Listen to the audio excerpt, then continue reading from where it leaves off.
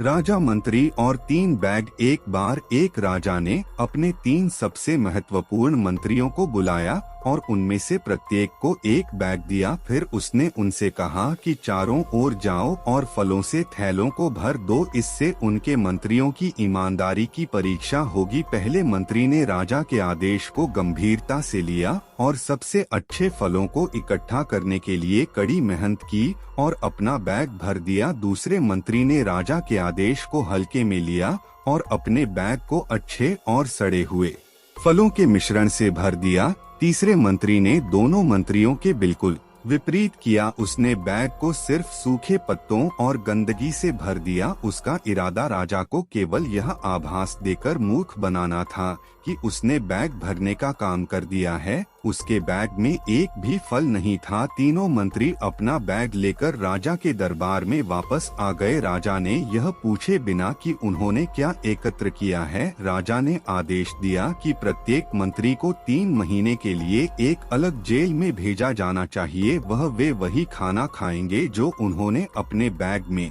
एकत्र किया हुआ है। पहला मंत्री खुश था क्योंकि उसके पास रहने के लिए बहुत अच्छी गुणवत्ता वाला भोजन था। वह बिल्कुल भी चिंतित नहीं था। दूसरा मंत्री चिंतित था क्योंकि उसका आधा भोजन सड़ा हुआ था और वह अपने कारावास की पूरी अवधि तक नहीं टिकेगा। तीसरा मंत्री घबरा गया क्योंकि उसके पास बिल्कुल भी खाना नहीं था। वह राजा की आज्ञा का पालन करने में लापरवाह और आलसी था। इस कहानी से यह सीख मिलती है कि कोई भी काम ईमानदारी से करे, आलस और लापरवाही हमारा बड़ा दुश्मन है।